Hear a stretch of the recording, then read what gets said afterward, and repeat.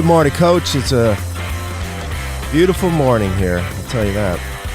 Well, it sounds balmy if you're taking your hoodie off. Yeah, that's because my buddy Charlie got me a hoodie from a surf shop in San Diego, and that thing is thick. Those things have you primed. They're like parka-esque, but yeah, there's nothing like a good, solid, thick hoodie. It is October 4th, the year 2023. Welcome aboard, everybody. You listen to the Crushing Iron Podcast, episode 719. Yes, it is. Yeah, that hoodie is definitely winter, but it's kind of weird that it comes from San Diego, but I guess that, when you're out surfing, it gets a little chilly. Yeah, a little chilly, but better to be, a little warm than a little bit too cold. You can always, derobe like you just did. We're about to get some legit fall weather as I've been in steady protest with my hoodie. We're about to have highs in the low 60s starting Friday with lows in the 40s. And let me tell you, bring it on. I am so ready for it. I am embracing it. I'm full mode. I'll be leaving the flip-flops on, of course. They're my year-round dress shoe. Other than that, give me the hoodie, give me some sweatpants, give me the fireplace, and I'm ready to rock for the rest of the year. I'm with you, man. Cold plunge is getting realer. It is. So listen, I'm just telling you, this is this time of year, and then also when we start to get the first little bit of warm weather in the spring, March, April, people finally exit their houses like they haven't been outside in 3 months because it's been so damn cold. It's dark all the time. People are generally in the best mood this time of year. The weather's nice. It's pleasant. It's good to be, enjoying yourself. It's easy to go on bike rides. You can just look at the leaves changing on the trees. You can get out and do runs without having to carry, 17 camelbacks and 4 goos because you're, going down the street and the humidity's crazy high. It's nice to be outside right now. And the more there's no coincidence. Yes, it's starting to get dark. It's staying dark a little bit longer in the mornings, which is not my favorite thing, but it's no coincidence that people are genuinely in a better mood when they spend more time outside. Yeah. That's just a fact. So yeah, it's a great time of year. It's a fun time of year. For athletes, it's just the same, right? You got athletes we talked about last few weeks, training for their last big race of the year, or just trying to do a few, shorter races, or just races on the calendar to kind of keep motivation high.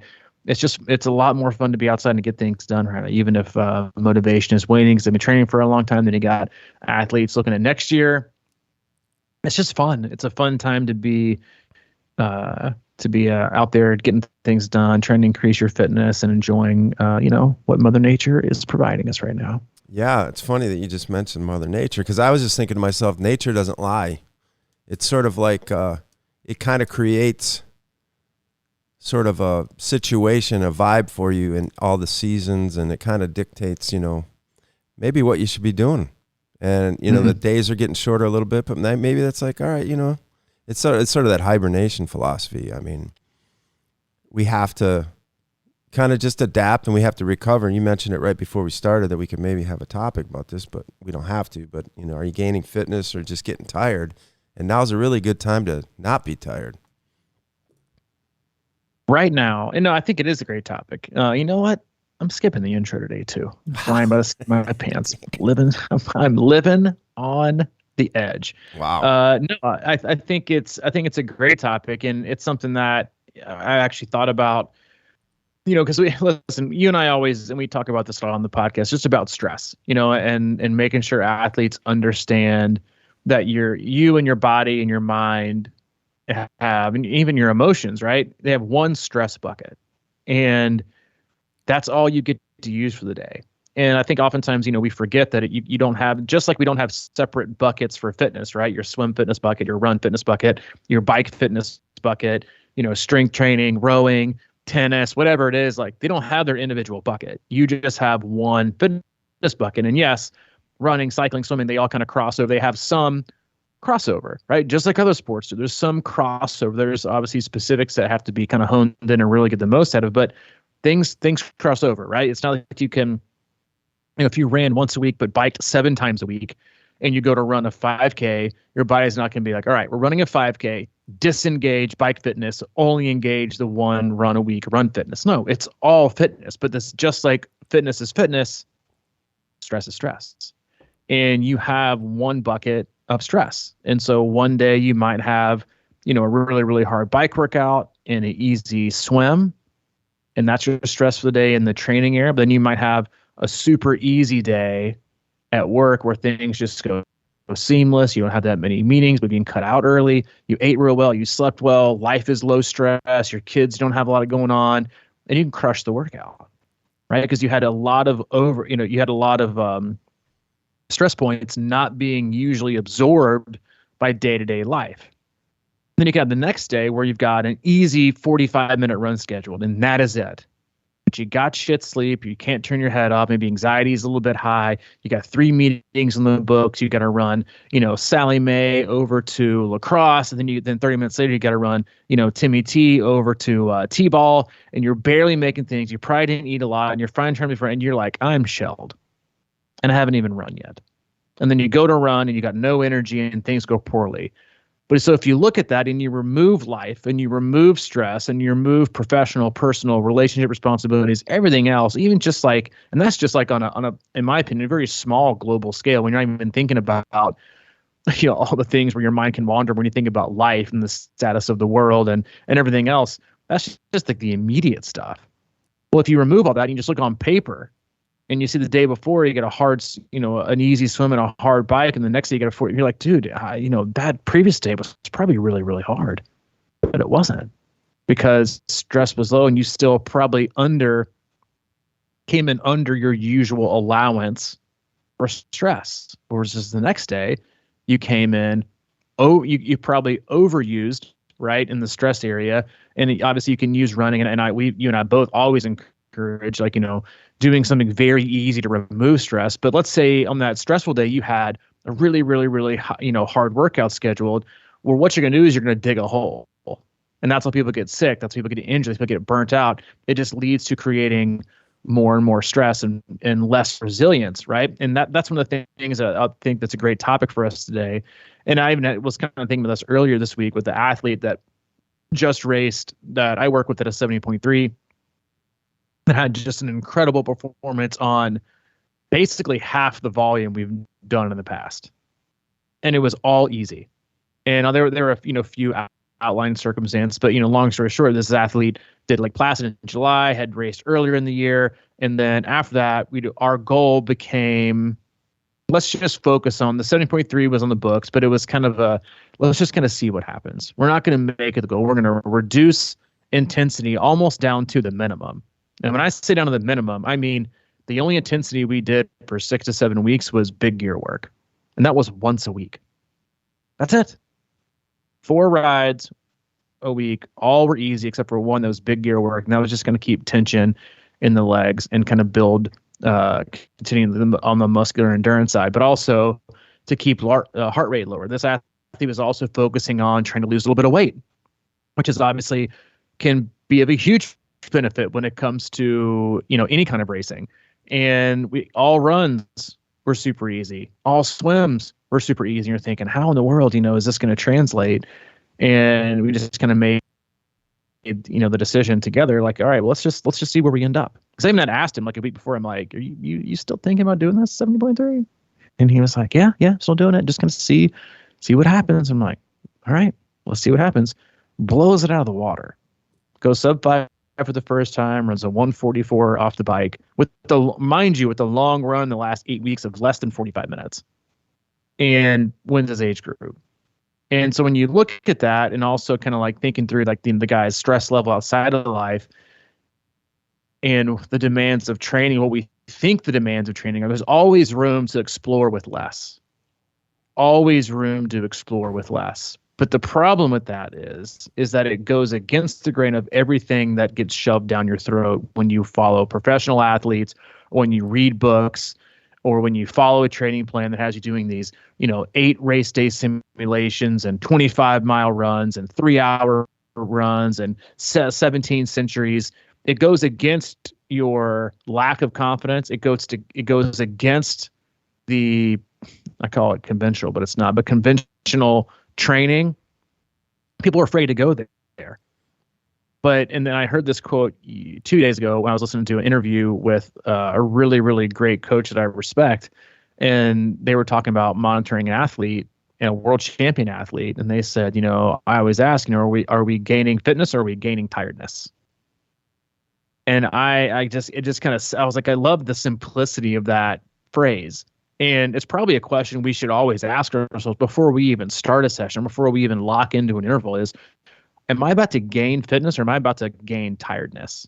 Because I would argue this is just, looking through things, being around the sport for 10 plus years honestly, I would imagine 60 to 65%, maybe even higher, of athletes going into a 70.3 or a full go into the race overly tired and spend almost the entirety of their big quote unquote race peak training block gaining more tiredness than gaining fitness. And, we get that question a lot. It was in a question we didn't get to in our Q&A last week about long runs, because the long run is the most stressful thing you can do as an athlete. It's so hard on your body. It can be so intensive. It usually comes towards the end of an already long week, not just a long training week, but a long life week. And then you overdo it and you wonder why you don't get fast and you wonder why you get hurt all the time. And it's this battle, I think, of you and I both said this. It's probably been a few years ago when you first said it, but, I would take a fast, fit, and fresh 70.3 athlete going into a full before I would take most overly tired, overly trained Ironman athletes.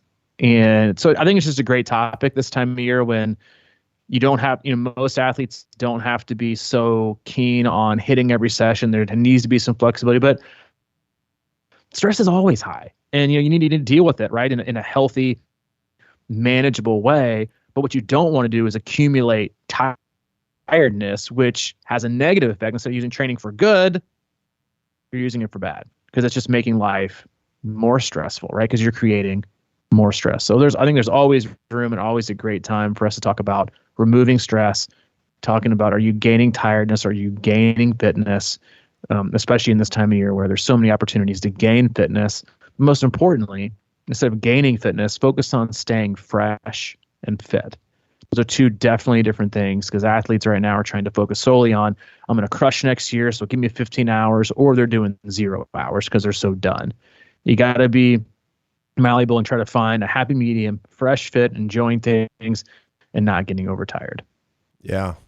It's so funny, man, because I had an athlete. Are you talking about Muncie with your athlete?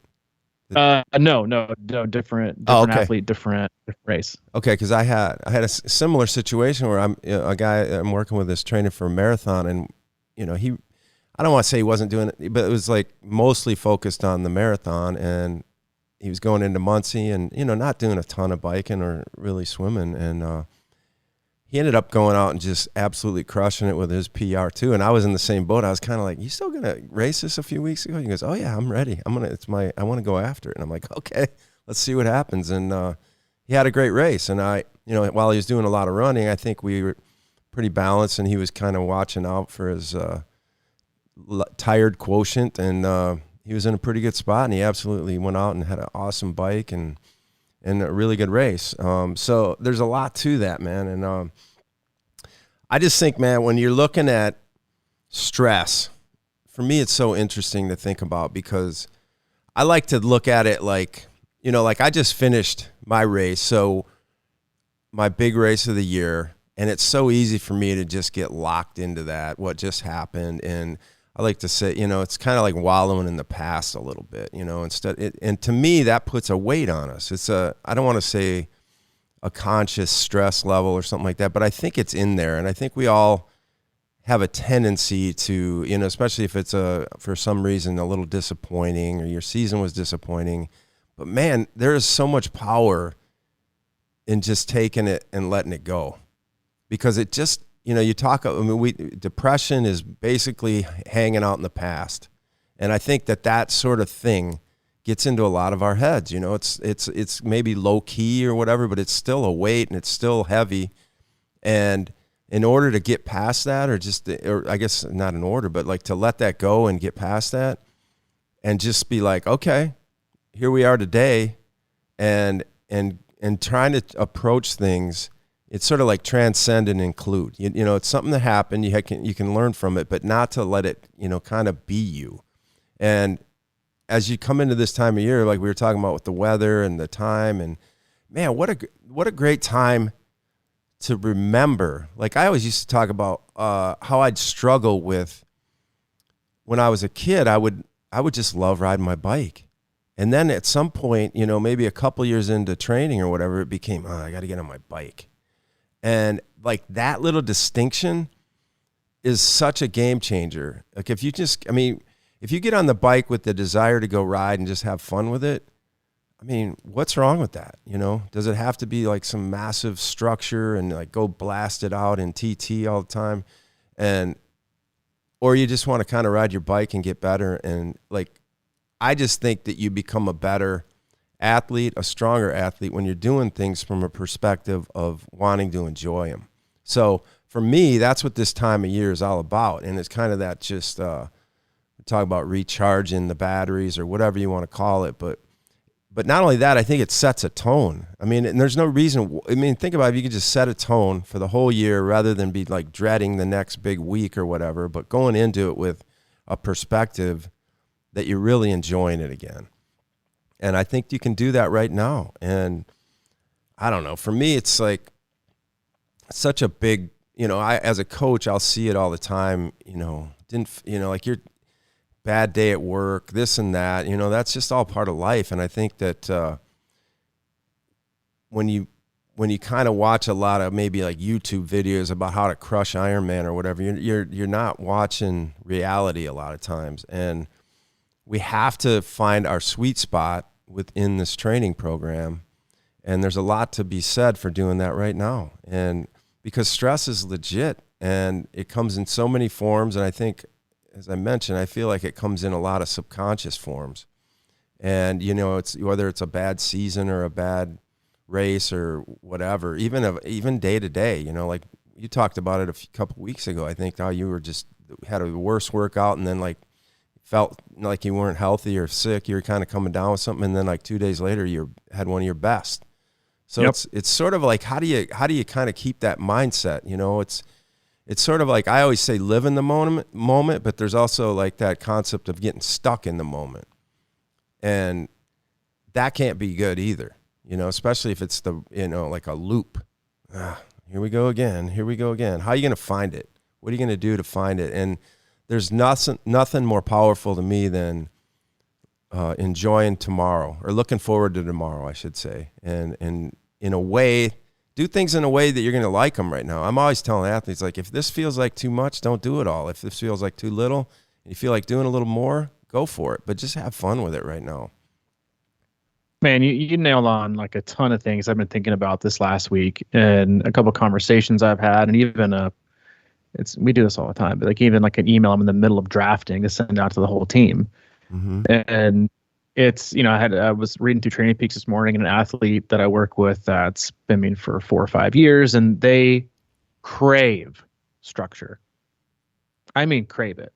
Like angry when you don't put in structure the week after an Ironman. I mean, just like, what do you mean? I need some structure in my life. I need this, I need that. Morning I read, you know, I'm struggling mentally. You know, I think I might need a break from structure. All right. Alarm bells flying off. Yeah. Sirens, you know, level 10. I'm like, this is not, what is going on?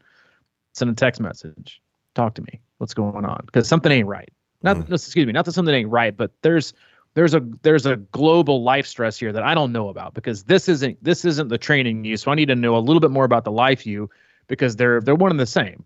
Right? You know, we talk about, we coach the person, we train the athlete. The training the athlete's really easy, but if you don't know the person behind the athlete, you got nothing. You're just kind of swinging at a pinata. And they, you know, opened up to me and talked about some really, really intense life stress, both personal and professional. And I said, you know, I couldn't really relate to it, but, you know, but one of the great things about our team, one of the things that I just love about how we coach is that, you know, I was able to say, well, you know, it's funny you say, I didn't say funny, but I was like, you say that. And it's like, I have another athlete that I work with that is going through something very, very, very, very similar. You guys live on basically separate ends of the country, but I'd be happy to connect you. That way you can have, because I couldn't relate to it. And then connected them. And so that's a stress remover, right? Knowing that we're not alone. But then I said, all right, let's remove a few things from life. Let's remove a few things. So right now it is all about having fun. And so a few tips for not just saving your off season or your Q4 and Q1 of next year, but another great way to propel you for having an amazing year next year is to dial things back to a single sport focus and then use the other two as complements. So I already kind of like, maybe call it cheating. It's just October anyway. I'm already looking at next year. I had to coach better, how to be better, how to work with athletes better, what worked, what didn't. I went and yesterday I'm like digging all the way back in my own training archive back to 2015. Back here living in Kansas and looking at a few things at some running things I was doing back then that got me the best results I've ever had in my entire life. And then what I was doing in addition to that. And I remember I was getting back in the sport. I remember this like specifically, like very, very, very vividly. It's funny how things like stick in our mind that, like if you asked me what I had for dinner 3 days ago, I probably couldn't tell you. But, we remember things from 20 years ago that are so random that they just stick. So I'm sitting outside. We just moved to Kansas 2 or 3 months before I moved here, took on a new job, no kid, and Allie and I were engaged and I was starting a new job and I left 2 weeks later. I'd go race Muncie. I raced Muncie. I get the shingles, had a flat tire on the way home. And it was just stressful. Like really, anytime you move, it's just stressful. It's like, way worse than, doing an Ironman or spectating an Ironman. Moving just hard. So I didn't do much for July and August. It really did nothing till October. And then I remember sitting outside by the pool watching Kona 2015. And I just, like a lot of athletes do, so what is that? Oh, I got the itch. Better get back out there. So I'll go out there and run a 5K over across the street, and then started down this path of this run program. And through the course of like the next October through February, I think I probably missed 2 or 3 sessions. But what I did was, as a triathlete, I told myself, all right, I'm still going through a high stress period in life. Still got to get married. So I got to go on a honeymoon. Then a few months later in February, found out we were pregnant with Hayden. So it's just nonstop, right? This is how life is. But I told myself is, all right, right now you are a runner, and you need to weave in cycling and swimming when you feel like it. Because what I knew from my past and my history is I'm an all or nothing kind of guy. That's just, I think most addicts are like that. I think most triathletes are like that. You're all in or all out. There is no in between. And if you don't feel like you're going to be all the way in, then you do nothing. Then you are all the way out. If you can't hit every session, then you're going to do 0. Most athletes really, really struggle with, there's either the consistent athletes or the I'm on a break athletes. There's very few that are just consistently inconsistent because so many triathletes are type A, they want to do it all perfect. And so they just kind of go all in, they go all out, and they do the roller coaster thing. So I remember telling myself, all right, you're just going to run because that's what's easy, right? You can go out for 30-minute runs like it's nothing. It takes so much less time to do that versus cycling and swimming. Then once you get into a groove, and the other big important thing to me was teaching me consistency, teaching me the importance of things that are small, teaching me to go out and do things that I was going to enjoy, and being outside, especially in the winter months. Right, because that's hard for everybody. It's hard for me. I know it's hard for a lot of people, but I knew that I had to kind of set a precedent up. I'm committing to doing this, whether it's inside, whether it's outside. I'm committing to this. I'm doing this, and it transformed me as an athlete. Transformed me, very much so, as a runner. And then I was doing, this is something I know drives athletes I work with crazy when they ask me what I'm doing. And because a lot of times when I hop on the bike, I don't know what I'm going to do yet. I kind of see how I feel. But that's also, the benefit of being a coach is that I know what to do when I know how I feel. And then I started weaving things in. And I don't think it's any coincidence. It also ended up being probably my second best year racing ever. So I won 2 races that year. I ended up doing Wisconsin later that year, and had such an incredible base. But I was so consistent for such a long period of time by kind of removing the stress of having to be perfect at all 3. And what I did was I just kind of reframed it as, I just want to be really, really, really good at one, and then weave these other 2 in as I feel comfortable doing it. Because kind of like I talked about in the beginning about stress buckets and fitness buckets, I remember when I got back and did because I was looking at this just yesterday afternoon, looking back at like the FTP test I did to like establish my bike zones after doing like 12 to 16 weeks of almost all running. And I think I was up 10 watts from when I did it the year before. Which I was like, what? That doesn't make it, because, my heart rate went, super high there towards the end, was a lot higher, but the power was still there. My heart rate, so I had some aerobic work to do, but I had done, because I got up to, I think I tracked this. I did 1 week or 1 4-week block. I did like over 200 miles of running. Like I just turned into a machine. Anyway, but so I didn't lose any fitness. What I did was I didn't lose any bike fitness. Yes, did I lose a bit of swim fitness? For sure, but I can pick that up quickly, just like a lot of people can. But what I had done was I kind of kept and treaded water in biking and swimming, but I had taken my run fitness to a complete next level. And I was having fun while I was doing it. And it took me less time. And I kept doing it. And then when it came time to weave in and be a full on-board triathlete and race in May, and then in June, and again in September, I was hungry for it. I didn't have a disdain for it. I was hungry for it because I hadn't been choking down swim, bike, run year round. I took some breaks here and there. I made one thing a priority and weaved in there. But athletes are so scared and so terrified that they're going to get slower. And they're so terrified that the answer is to do more, that they will never even consider doing less.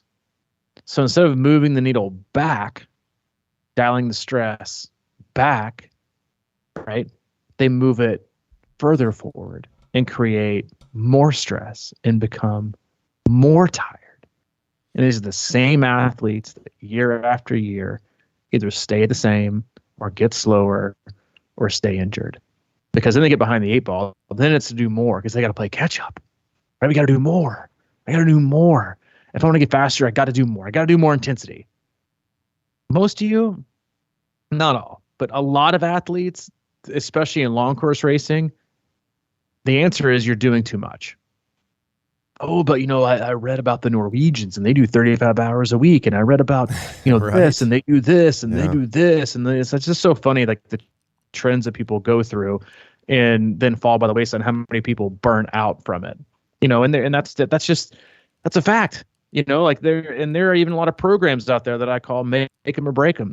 Either it makes the athlete or it breaks them because it's so demanding and so high stress. That either makes the athlete a world, a world champion or an age group, animal, or it breaks them in half. But that's how we're wired, right? Athletes want to go longer, they want to go fast, they want to do more, they want to do more, they want to do more, and they aren't even really sure what the answer is. But the answer is always to go harder and do more. But in fact, the answer for a lot of you is to get healthy, do less, take rest, and do it well.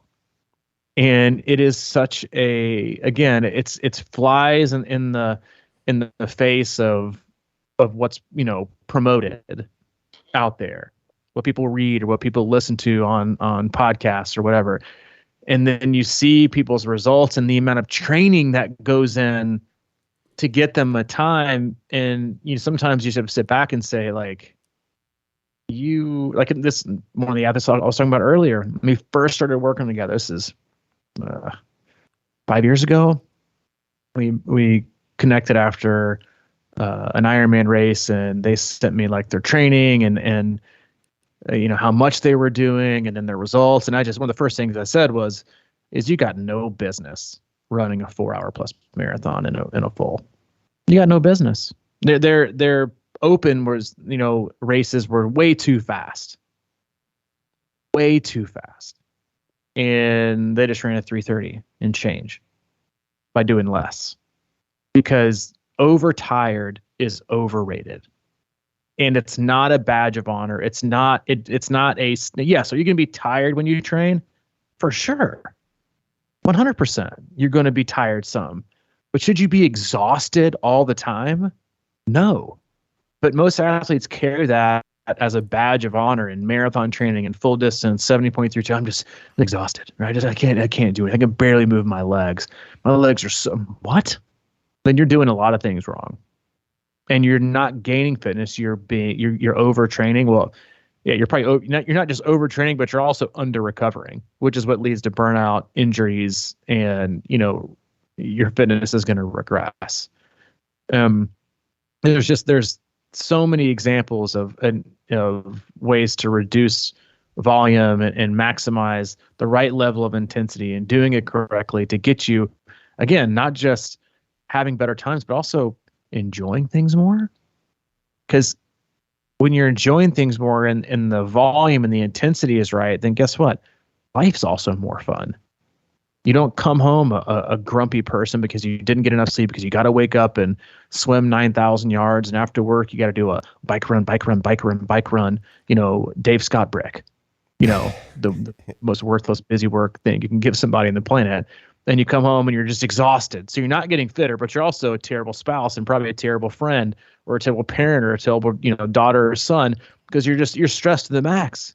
So it's a miserable experience. No wonder you want to do it again. And I'll be totally honest with you. I think that's a huge piece of why you've seen Ironman racing take a dive, is that it's not the distance and that's become so daunting. It's the promotion of how much you have to do it well.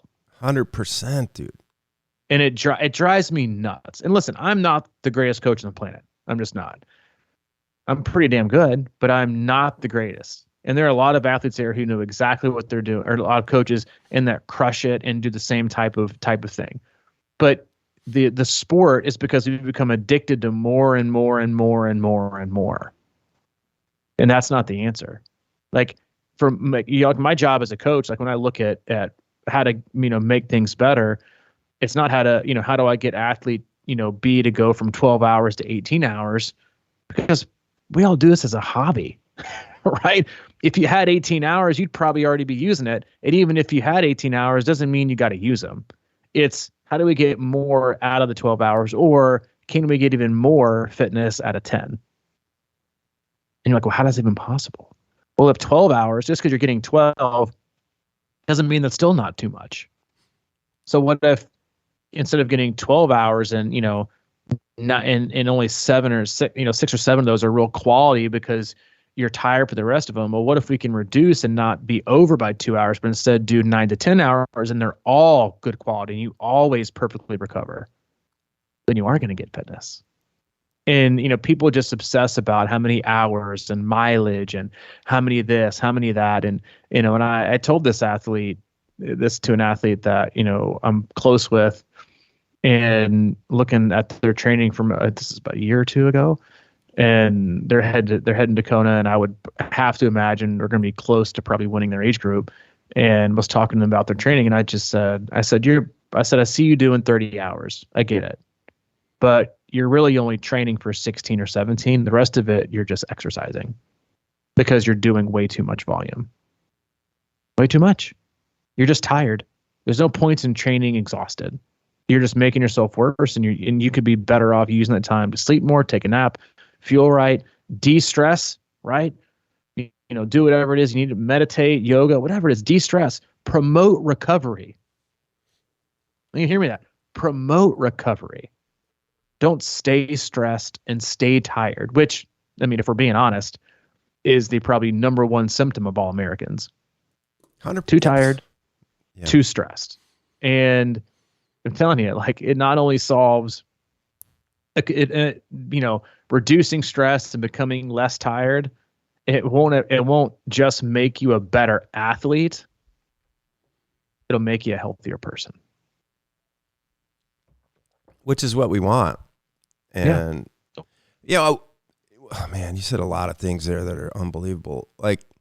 I've seen so many people not working with me necessarily. It's just, but when you train, like you're saying, a lot, the odds are, okay, if you got an Ironman, you train 20 hours a week and, peak and more, Yeah, I mean, probably you're going to go in there and while you're tired, it's sort of like the old principle of if you ride 150 miles and you're comfortable with that, 112 might seem easy or whatever, or no problem. It's sort of building this confidence through your own depletion. And there's something about that where I've seen people, they do okay and they get through it and everything, but the burnout rate on that is so high. It's like, is this a long or short game? We talked about how I could be the poster child for undertraining. And while I build out plans, we have plans, I'll follow a plan, but I mean, honest to God, man, like this year going into Ironman, and I'm not necessarily proud of this, but certainly, like I was 10-hour a week guy. But the problem was like I had that situation at the race with my tire and everything. And the reason it bummed me out is because I felt really good for the first time in a long time going into the race. Like, back to the day where you kind of feel fresh, and I knew I had a good game plan. I didn't know I was going to, have my best race or anything like that, but I knew I had a shot at having a solid race. And that was the bummer, right? Is that now I'm like, damn it. I feel like that was a good plan. And I did some couple big 14, 15 hour weeks. Don't get me wrong, but I didn't go overboard by any means. And cause I wanted to search, I've always been searching, probably since the third or fourth year in the sport for that, just fresh and alive thing. And I love about, cause I'm doing the same thing, sort of what you were talking about when you had your best fitness, was just kind of focus on running. I've been getting in the water a little bit because there's a lake here and it's just been enjoyable, but nothing long, just kind of getting in there to keep the stroke alive. And that whole principle of exercise is supposed to give you energy, not take it away, has been at the forefront. But like you're saying, when you can run a lot and you can kind of enjoy it and be consistent with it, my problem is definitely consistency. So building something like that in a way that you enjoy it is huge. And it's sort of like this, if you're going out, and I think we all get in these sort of traps, right? Where, all right, I'm running a lot here now, so I have to get a lot faster, or I'm not seeing that speed develop, you know what I mean? But it's having this spillover effect into your fitness that is making you a better cyclist, and probably making you a better swimmer, at least from a fitness perspective, when you want to be into that. So for me, running is this thing where I think everything's easier when you feel fit, right? So you look forward to things more if you're not exhausted, or it doesn't. It's even like running. You can go out and be running, and if you can stay in that right zone or like effort place, it feels a hell of a lot easier. But you can tell once you kind of crest that and you're pushing a little bit, like, oh man, I don't like this anymore. So it's sort of about, harnessing that skill and knowing where you're at and doing things within your capabilities that sort of builds a snowballing effect. And that's how it works for me usually is if I'm running a lot like this, sometimes I just be like, I kind of feel like getting on the bike tonight, rather than, oh man, I got to get on the bike after this, whatever. And sort of just kind of, like sort of grooming your fitness in a way that feels good. It's going to give you more energy, and you're going to look forward to doing different things, and you're not worried about getting behind, because like you said, I mean, if you can not bike at all and come back on and have your power numbers be in the same ballpark, I mean, I just think personally that probably made you a better cyclist without cycling, which is a weird thing to think about. But how do you get better all around without oversaturating your world with something? Like you can, I don't know. You know what I'm trying to say here? It's kind of like this whole idea of always having to get better at everything individually, but how do you really kind of craft the whole athlete and just become a stronger, more well-versed, well-rounded person, athlete, and then not have to always be in stress mode or tired, or, just crafting that sort of,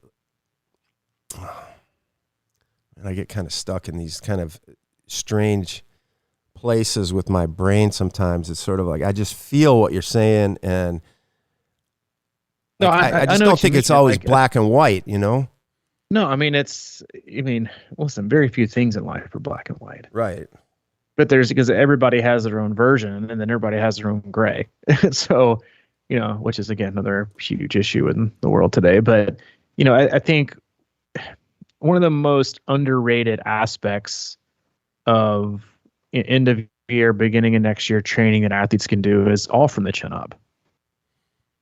And there's a lot of ways to wire that. A lot of athletes want to, I really want to, I got to get better at this. I got to get better. And yeah, there are a lot of athletes who never struggle with consistency, who are always on track. And there's simple ways to do it. But then one of the most simplest non-stress ways to make an athlete better is to help them wire themselves in a way that you're focusing on a sport or two or three, whatever it is, whatever you're more comfortable with, and doing it in a way that also teaches consistency, which also teaches recovery, which also teaches restraint, the importance of certain things that have nothing to do with your arrow position or whether you're a 4-foot or heel striker or how good or not good your swim catch is.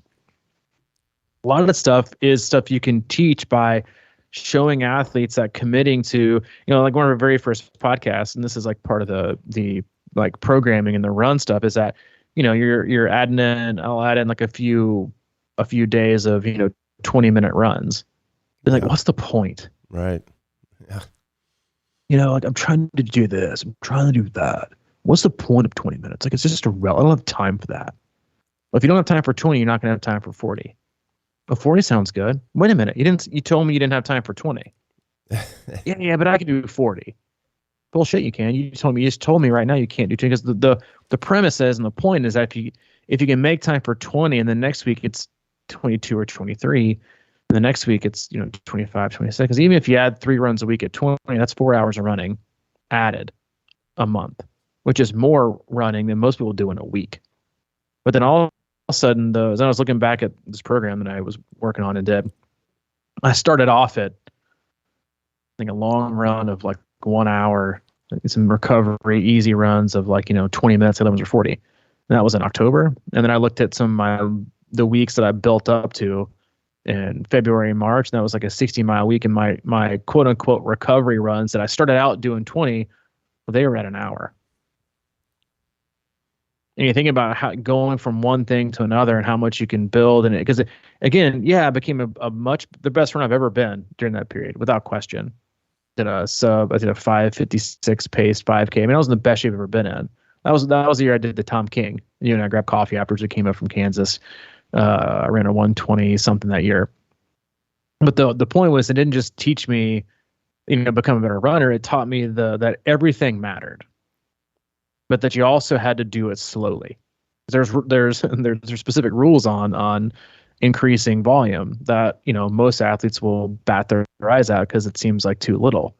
But if you do it right and you stick to it, then the results are crazy good. And they were for me. And I've worked in this with a lot of people, and they were great for them. But it would also told me was like the importance of the small things, to prioritize consistency. Even like going back, and it's funny, like going back and reading the notes that I wrote in Training Peaks. I mean, I read one. It was like, hey, and it was like, I took a day off today. Physically, I felt fine, but mentally and emotionally, I was just drained. Day off. I was like, see, at some point in my life, I was somewhat, intelligent. But that's the stuff like that is because you got the opportunity the next day because it seems attainable. And most athletes, they have way too much on their plate. Their expectations are also way too high. That you're never going to be the most successful version of yourself. You're just not. If you're overtired and you're overtrained and you're under-recovered and your expectations are way too high, then you're never going to have a success. You're just going to have your best version of failure. And that is, one, no way to train, but two, no way to live. And so many people live and breathe and train and work that way. That what they want, what they desire, what they expect, which comes from no legitimate, objective, calculated thought process.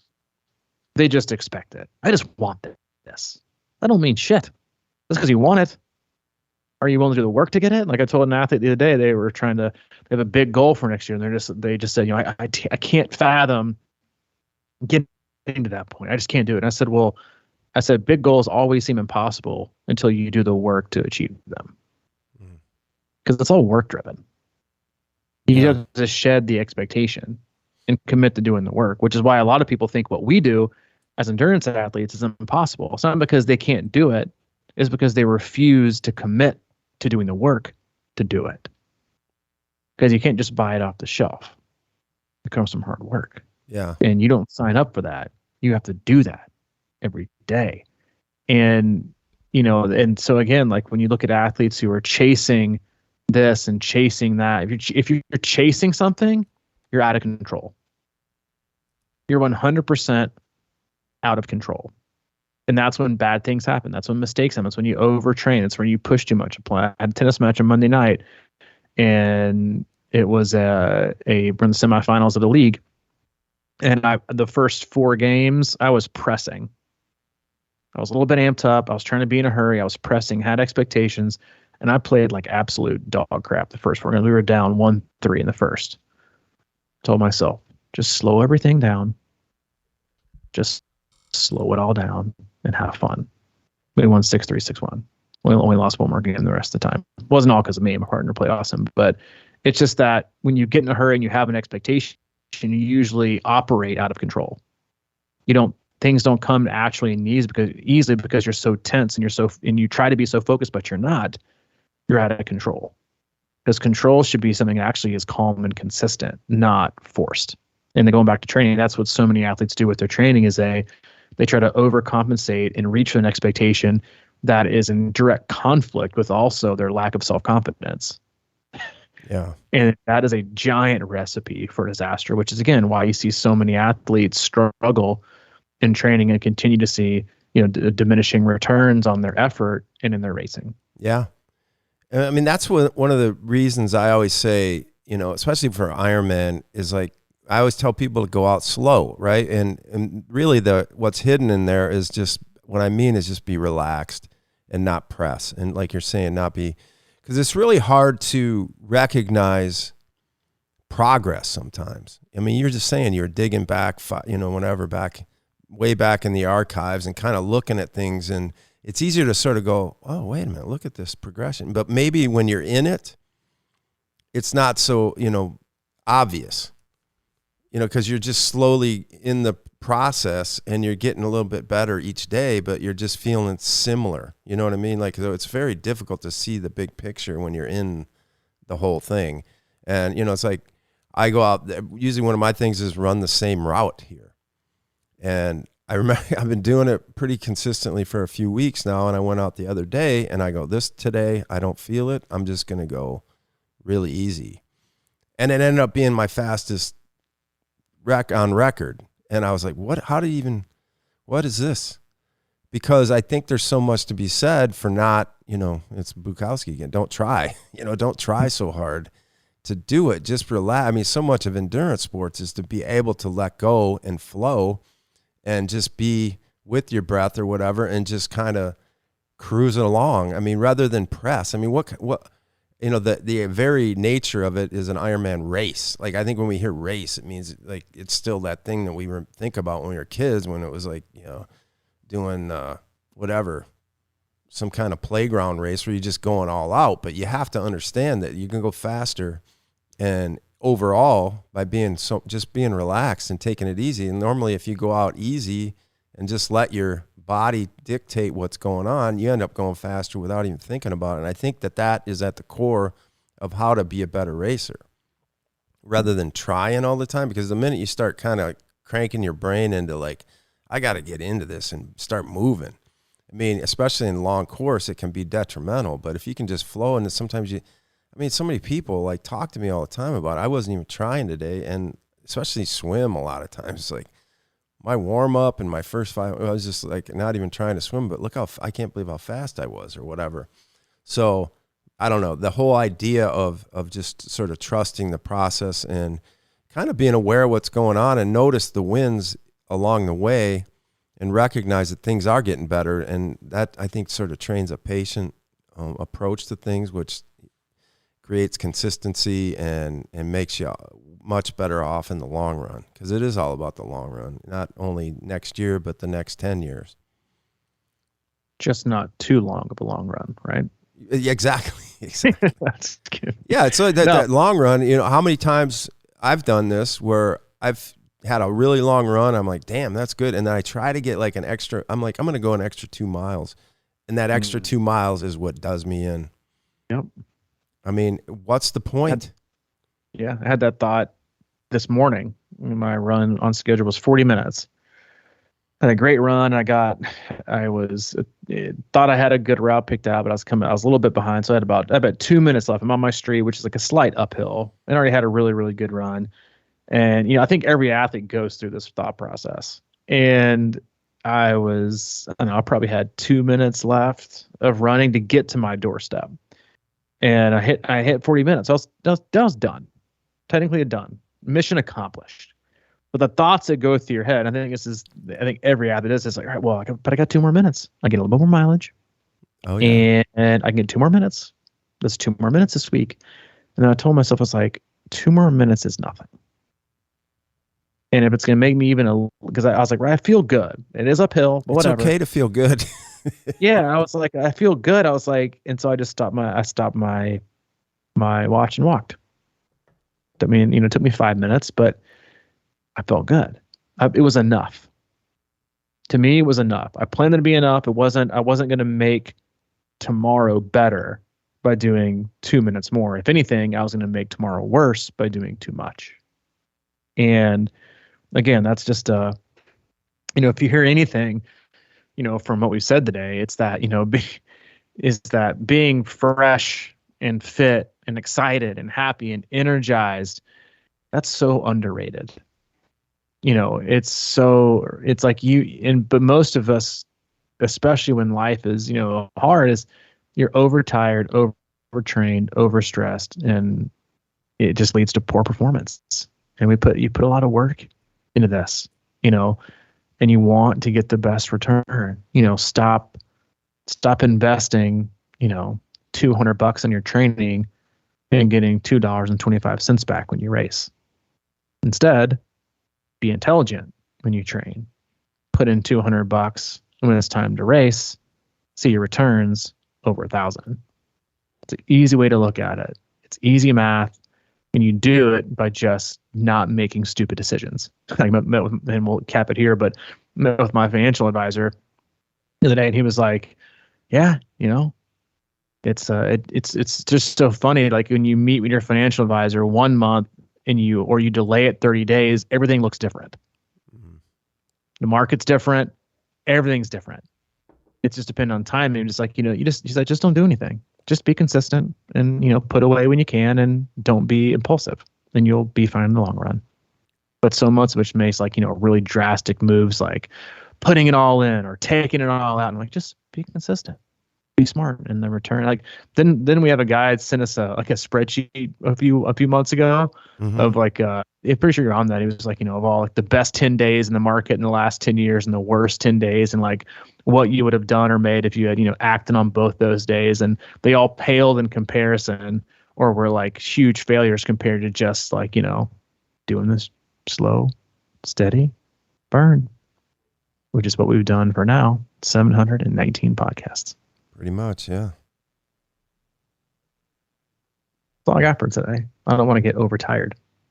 I like it. Yeah, get another podcast tomorrow. Got to double up. It's true, man. Yeah, that's be fresh. It's the best time of year to be fresh and have fun and get fed. So get out there, do your thing, but have fun doing it. Most importantly, I mean, that is the most important thing. So if you're not having fun doing it, you won't do it for long. And to get great at the sport, you got to do it for a while. As always, we love you. We appreciate you listening. Go to our website, c26triathlon.com, and it's a one-stop shop for all things coaching, camps, and community. If you're looking for camps to come to for later this year, next year, click on the camp tab and find one that looks exciting and beneficial to you. If you're looking for coaching for the rest of the year or through 2024, and you're tired of being burnt out, overtired with stale results, check us out. Go to the coach tab and look for the coach that is right for you. And as always, if you need anything from Mike, C26 coach, or excuse me, if you need anything from Mike, he is at crushingiron@gmail.com. If you need anything from me, C26 coach at gmail.com. All right, buddy. That sounds good, man. I appreciate all this. See you, dude.